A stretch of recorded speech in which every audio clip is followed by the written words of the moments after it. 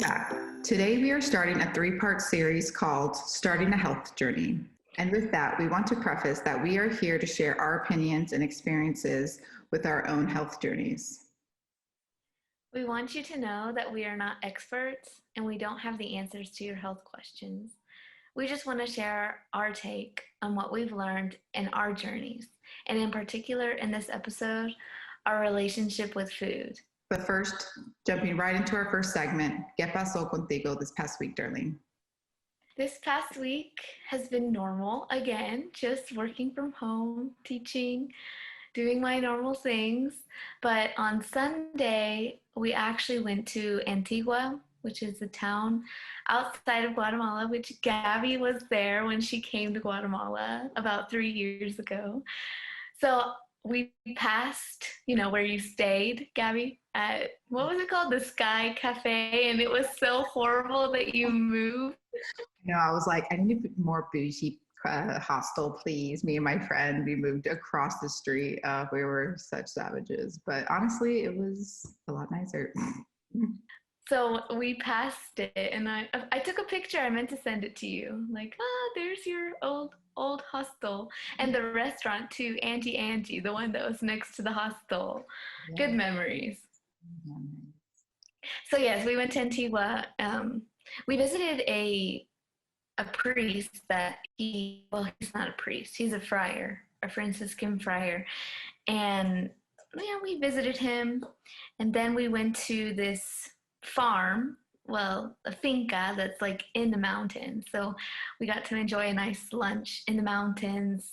It was a little chilly, the clouds in the mountain. It was beautiful. So it was good. That's really the only big, fun, exciting update I have. What about you? ¿Qué pasó? So, I am also normal.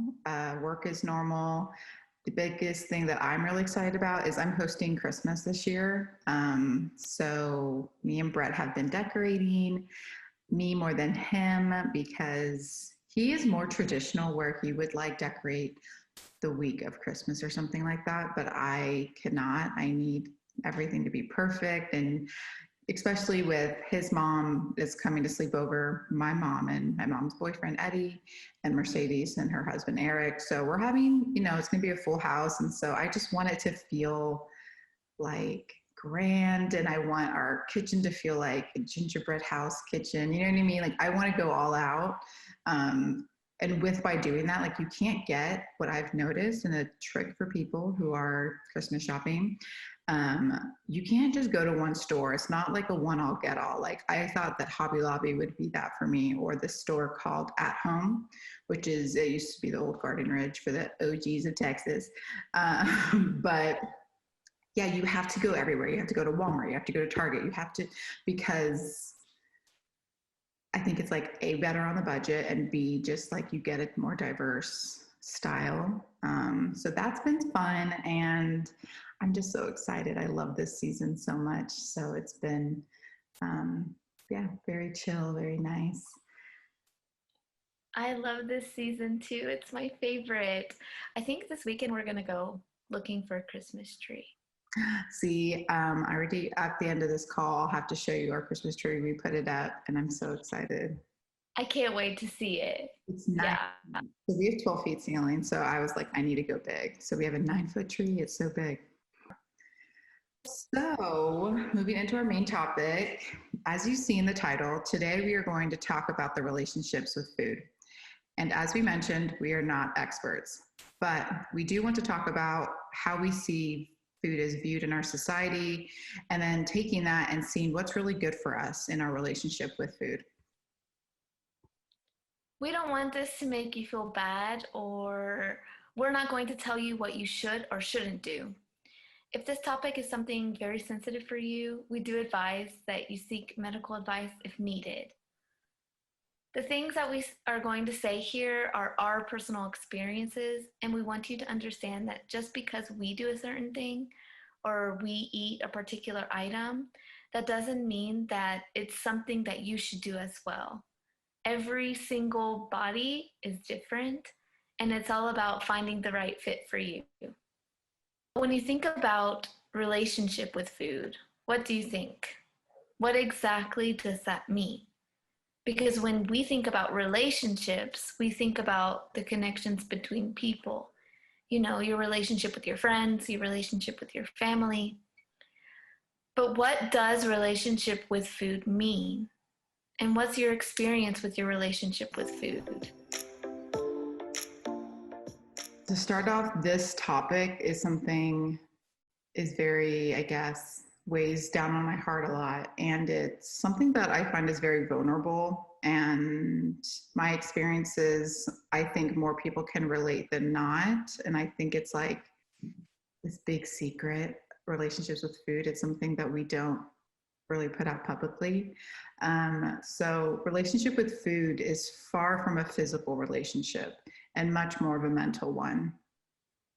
And it's interesting because we physically have this intake of food, but it 100%, I think, is all about mentally and socially integrated. My relationship with food has been complicated. For much of my life, I misunderstood the value of food, and that mentally has made me build a wall of shame, guilt, and secrecy. For example, as a child, I don't remember a time where I wasn't on a diet or I wasn't watching what I'm eating. Like that was always told to me is, you know, you have to watch what you eat because of A, B, and C. This also looks like I knew how to measure out cereal for, you know, a normal school day. I had to do that by the age of 8. You know, I knew how to do that. I recognized that Gabby, like I have to do this in order to lose weight because I mean, that can kind of, we're going to talk about body next week, but I had just, that was my experience is food was something that was, I had to be very careful about. And that starts to affect your mental awareness of things. I was hyper aware of like good and bad. There's only 2 types of food, which is good and bad. And with that, I 100% know that that is correlated to that I got really good at sneaking around because I'm a kid. I want what I'm told I can't have. And I got really good at that. And I, with that, unfortunately got really good at bringing shame into my life after eating, you know, my sweets and treats alone, behind like my parents' back or whoever was like taking care of me. So I established a 100% emotional eating relationship with food.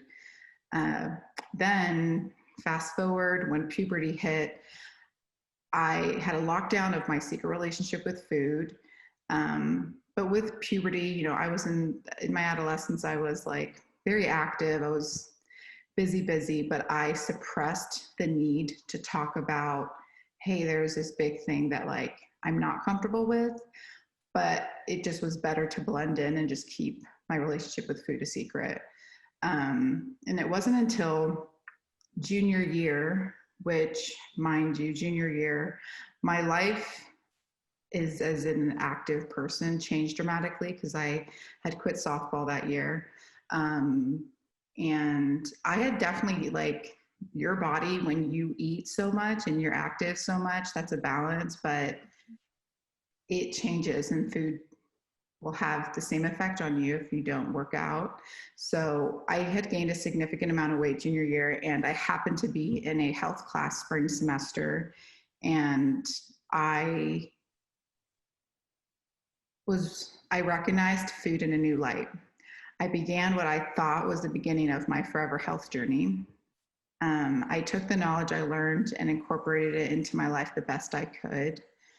And it was really awesome. I definitely found strength in knowing that food doesn't control me. I control what I can eat and not eat, and I can eat good, yummy food, and it can all be a balance. But I would say that during the end of it, I definitely had a time where I saw this other part of me that was really good.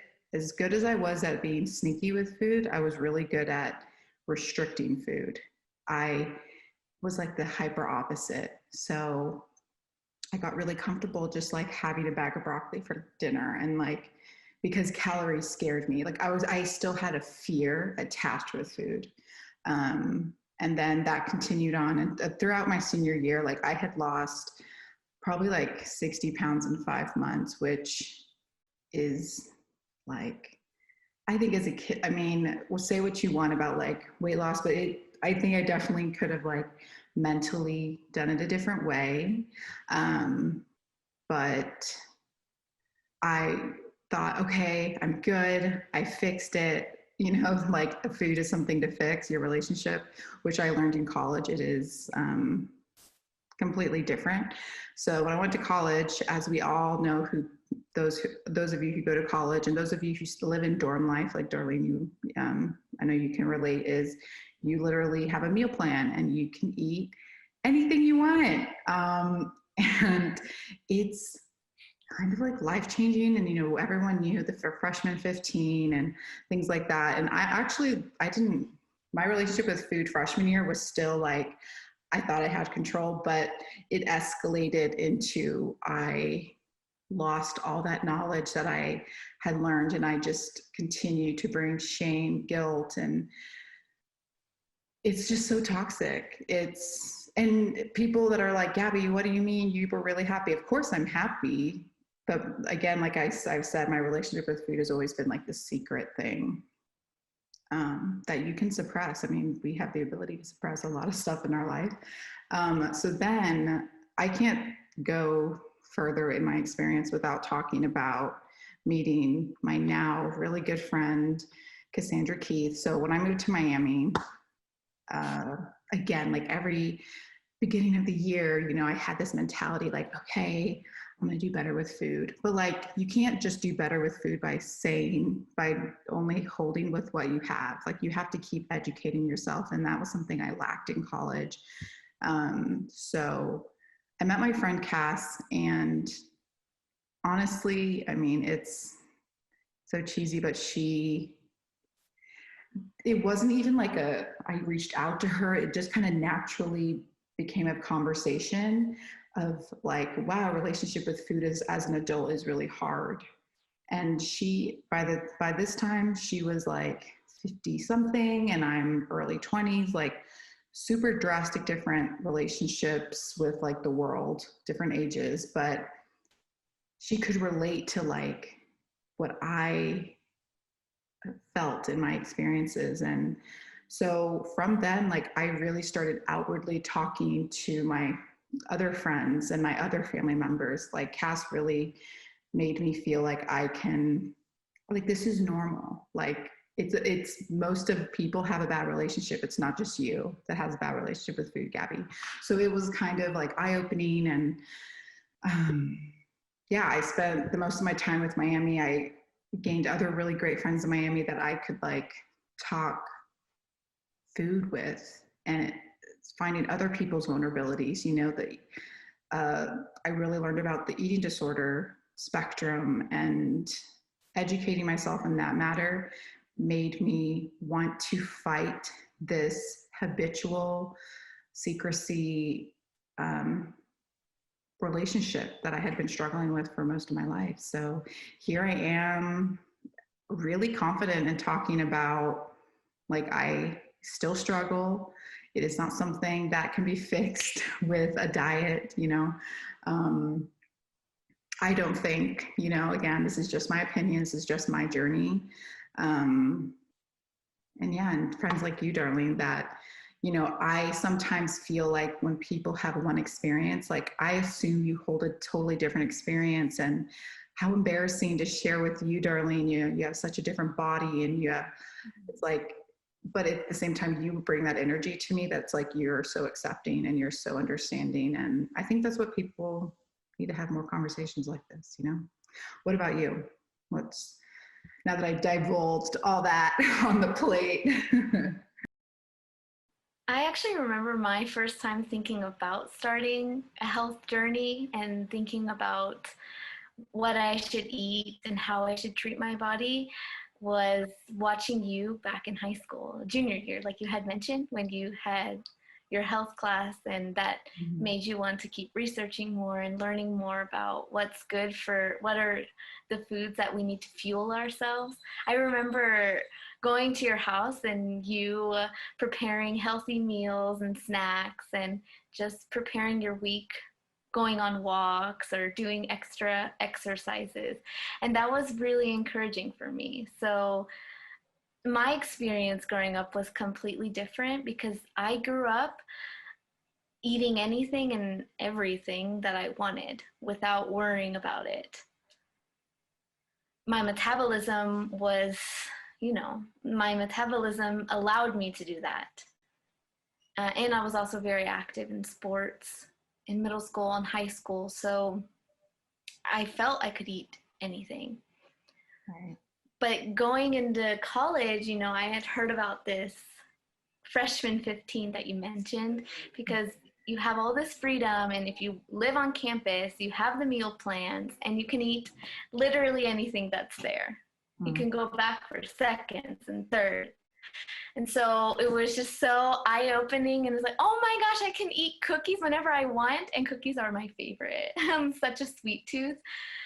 So that I fell into that trap, and I did gain the freshman 15. Maybe it was the freshman 20 or something. So my first 2 years I continued, eating what I wanted, and that's when that weight had piled onto me. And I didn't really notice it until my junior year of college, where I was like, I think I really need to start watching what I eat, and I really need to pick up on this health journey that I had thought about a few years before. So in that time, I spent many months obsessing over my diet and exercise. I remember only eating an apple for breakfast every single day, working out twice a day. I would eat salads for lunch. I don't remember what I would eat for dinner, but I'm sure it was maybe like a grilled chicken or something. But I really, really was trying to watch my weight. But I think now, thinking back, I know that having an apple for breakfast was just making things worse, or just eating a small salad for lunch wasn't what my body needed. It wasn't going to give me the energy that I needed. It wasn't going to Mm. fuel me the way that it needed to. So I had continued, doing that. But senior year came and I studied abroad. I went to Rome, Italy. And in that time, when I had gotten away from the American culture, is when I felt that what I was putting into my body was better for me, and I had started seeing changes in my body. It's not like I was trying to do that; it just happened because I was away from all of the processed foods and all of the extra desserts and all that stuff that my body really doesn't need, the food that I don't need to put inside myself. Um, and also, I was walking all the time, everywhere. I was walking everywhere, so that helped too. I know. But when I came back from the U.S., my eating habits just kind of went back to how they were beforehand. But Yeah. I did notice that since my stomach had gotten so used to eating healthier, when I would eat fast food, for example, when I would eat a McDonald's hamburger or chicken nuggets from McDonald's, my stomach would feel very, very uncomfortable. So I couldn't eat those heavy foods anymore. But I did just get back into my old ways of not nourishing my food the way that I needed to. But it wasn't until I came to Guatemala that the way that I eat and what I put in my body has drastically changed. First off, again, I was in another culture. I was away from the American culture, and here um, eating is just very different. It's not so much part of the social life. Everyone cooks their own meals. Nobody goes to fast food restaurants every single day. So that was the first thing. But I do remember when I first moved here, I was always craving to go out to eat, just thinking with my husband, okay, where are we going to eat today? Where are we gonna eat tomorrow? Like, which restaurant are we gonna try tomorrow? All those like things. Like, I felt like I was traveling and just in a different place and just wanting to go out. But also, my body was so used to eating at restaurants or eating out. My body was craving it because I was just so used to it. That's where I think the psychological part of food comes in. My brain was so set to only thinking about food from a restaurant or food from outside of my house that my body, I had trained my body into thinking of cooking was boring, cooking was time consuming, cooking was impossible. I think that that's where the mind comes into it.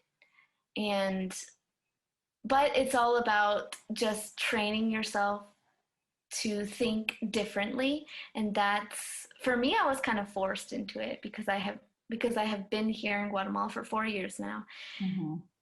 And being away from that has just really taught me the types of food that I need to put in my body, the natural foods that come from the earth, the fruits and the vegetables, and the protein that I actually need to fuel myself instead of just easily going to a fast food restaurant and picking up a hamburger. But one thing I do want to mention is that buying fruits and vegetables is totally different than buying the fruits and vegetables in the US. You go to a grocery store, they can be super pricey.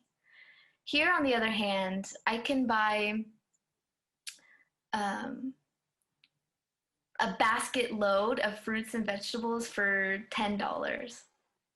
At the US, if I were to buy a basket full of fruits and vegetables, that could be $100, close to $100. So I do understand that there's a huge difference when it comes to that. But for me, I have realized that the natural foods and learning which types of foods to put inside myself, to put inside my body, is what pushes me towards a healthier journey. And I'm still on this journey. I'm still trying to learn. I'm not saying that I do not go out to a restaurant or that we do not order pizza. Actually, this past weekend we ordered pizza, and it's quite often that we order food from a fast food restaurant, or we stop and pick up food from McDonald's. We treat ourselves when we feel lazy or not wanting to cook, or sometimes we have those cravings that we do want to eat something greasy. So I'm just trying to educate myself, educate the people around me, because what we put in our bodies affects us not today, but it affects us tomorrow and in the future. So that's my journey. And on the other aspect of how food plays a role in society is, here in America, we have like the American diet is the fast food diet, right? Typically. And on the other spectrum of that, the social media of America wants people to have appetite suppressant lollipops and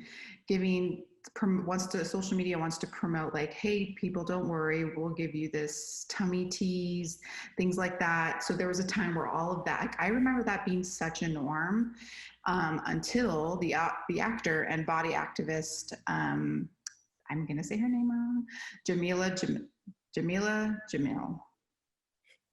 Yeah, that sounds right. I know it. She's amazing. Has used her social media as a tool for calling out the common practice of influencers and celebrities pushing unhealthy products like appetite suppressant lollipops and flat tummy detox teas. That's what it was. Tummy detox. So these people are selling things like hair growth gummies, but wearing extensions in the photos that they're promoting. And saying things with, face, like there's apps within Instagram or the world of Instagram where you can make yourself to look smaller, the tummy looks smaller and you're selling weight loss. Like that is, I guess such an American norm, but it's also affecting our relationship with people. Don't realize that that can affect your relationship with everyday food. Not to get on a rant, but there are so many lies being told to us, and we've accepted them as a cultural norm, as a Western culture. So then it's like you're left with, okay, so this model that I love or this celebrity that I look up to is telling me that I need to do this or promoting this. But really, this other part is American culture is like, I'm comfortable with fast food. I'm comfortable with fast, convenient food. So it's not all is gloom, because there are tools that you can find in conversations just like this with people, I think help a lifestyle balance start to occur. Aside from what society says, what is good for us? Now, there is a thing from what I was talking about with the whole like weight loss teas, weight loss, appetite suppressants. There's that whole mindset versus a lifestyle balance, which I urge my loved ones and anybody out there that a lifestyle balance is going to give you anything you actually need. It's going to take a little longer. It's not going to be instant gratification, but it's going to be happier road. It's going to give you more options, because food is amazing. I mean, food is so many textures, tastes. Like, it shouldn't have the power it does. So this year, when I don't even know, have we even talked about this? I don't even know if I have. So this year I got diagnosed with diabetes, and this was not something that was a super shock. It's something that runs in my family, and it has always been something that I've been really susceptible to. And whether or not it's been a blame, a relationship with food, or genetics, I'm putting the responsibility on just taking care of it. So the first initial thing is like, okay, the doctors are like, well, all you got to do is lose weight, which, okay, but the education on that is very iffy for an everyday person like me. And I definitely struggle to this day of like, should I just go on a diet just to like have someone tell me what to do? Like Weight Watchers, I mean, no like stress. If you need to do any kind of diet, again, I'm not telling you what to do. But for me, I wanted to educate myself and keep the knowledge close to me of like, what am I eating and why am I eating it? I wanted to go for something that was more natural, more something that will be a balance to my life. For what does my body need? There is a medical reason why I have diabetes, right? So looking it up, it's like, wow, my body's really inflamed. That is what's happening to my body. So let's go to natural foods that can help with inflammation and stress reducing and things that will make me fuller longer. Like, you know what I mean? Like there's other things that I can eat rather than not eat. Or yes, the balance of eating less, eating more, maybe eating sweets more during the day, so that at night I'm just relaxing. My body needs to relax. Like I need to look at my body with food differently.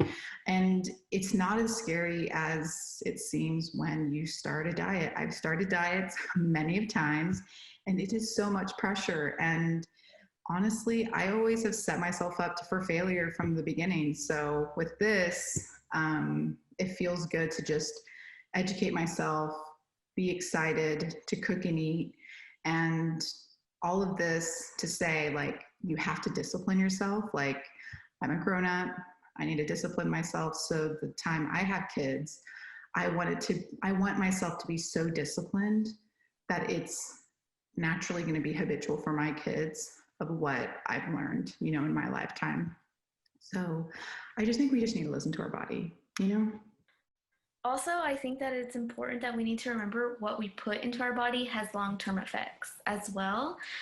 Right now, we don't realize it, but I have had family members, I'm talking on my husband's side of the family here, who, because they don't pay attention to what they eat, they eat fast food or they just drink soda all the time, things that are not good for you. They affect your health. So why are we going to give our bodies things that are going to do that? Why are we going to feed ourselves until we're stuffed to the gills, like we had already mentioned? Why are we going to do that to make our bodies feel miserable? So for me, it's been this journey of realizing what types of foods are actually going to make me feel good and what types of foods are going to help me in the long run. One thing that I have learned is breakfast is the most important meal of the day. It is. So many people do not want to admit it. They say, "Oh, I'm not hungry in the mornings," or they're busy, right? It's an inconvenience to eat breakfast. Exactly. I don't have time. I would have to wake up an hour earlier, for example. Literally, eating a good breakfast has changed my health. It has changed the way that I think of food as well, because I'll eat a good breakfast in the morning and then I don't feel hungry, until 1 p.m. when it's time for lunch. So that's one thing that I have to say. Breakfast definitely is the best meal of the day. Eat it good and eat it big. Talking about the diets that you were mentioning, I honestly haven't tried a specific diet, but I have tried this thing that was called a 5-day detox. It's funny because I am a person that, likes to stick to her goals, or I don't like to stray away, because if I do, I feel bad about myself. And I'm sure that that's a lot of people, you can agree with that. And that's why diets are so difficult. But it was a 5-day detox that I decided to try. And I just remember feeling so obsessed the whole week about what I was eating. And that's not the way that I want to live my life. It's just a way of, like you said, listening to your body, finding the right foods that are going to nourish your body properly, and also finding those right eating times as well. You don't have to move away to a foreign country to change your eating habits like I did, but we do want you to know that it doesn't have to be difficult. Yes, change is difficult, and changing your eating habits is going to be difficult. But it is in the change that we witness something great, and it can turn into something beautiful. We want you to remember that your relationship with food is yours and yours alone. It's an individual task, and it can be very different even from the person you're closest with. You have the tools to establish a healthy balance with your relationship with food. It just takes some digging. We want you guys to leave this podcast not being obsessed, not feeling shame, guilt about even while you're eating. If you're eating something right now, watching our podcast, we want you to feel enlightened and not overwhelmed about food, because I think if we take the power of food away from our life, we're going to establish a healthier balance of life as a society. Yeah, and it's just about finding what's right for you. Like we mentioned before, every body is different. It's just finding what's good for you and your relationship with food. Mi pregunta es, what's something that people compliment you on? The most compliment I get is my eyes, which I also agree, because the eyes are the face of the soul, right? So I love my eyes as well. That's a good compliment. For you, Darlene, mi pregunta es, what is a moment in your life that you are most proud of, like an event or something? I think I'm most proud of the outcome that it is of being a teacher and seeing my students succeed in, the little things. I teach English, so it's really, really, it's a very prideful moment watching my students speak. That's, for me, my proudest moment. Beautiful answer. I love that. Thanks. I love your eyes too, Gabby. We hope this episode has shed some light on the topic of food and that you don't feel alone in this journey. Just remember that every journey is different. You are unique, and your journey is yours. We want to leave you with a very fun and light intention this week. We want you to make that recipe that you have been wanting to make. Maybe it's a family cookie recipe that you've been wanting to try. Or a cooking video of the enchilada dish that you saved on your Facebook months ago. That's me. Whatever it is, bring it out this week and put that recipe to the test. Next week is part 2 of Starting a Healthy Journey series, Relationship with Body. Be sure to send us in your questions to our Instagram, the.cozycornerpod, or to our email, thecozycornypod@gmail.com. Don't forget to subscribe so you won't miss out on our new episodes every week. Also, we'd love for you to leave us a review and let us know what you think of our podcast. Thank you so much for listening to The Cozy Corner. We're just two besties navigating life like the rest of y'all, and we're excited you've joined us in this journey. God bless, take care, and adios, amigos.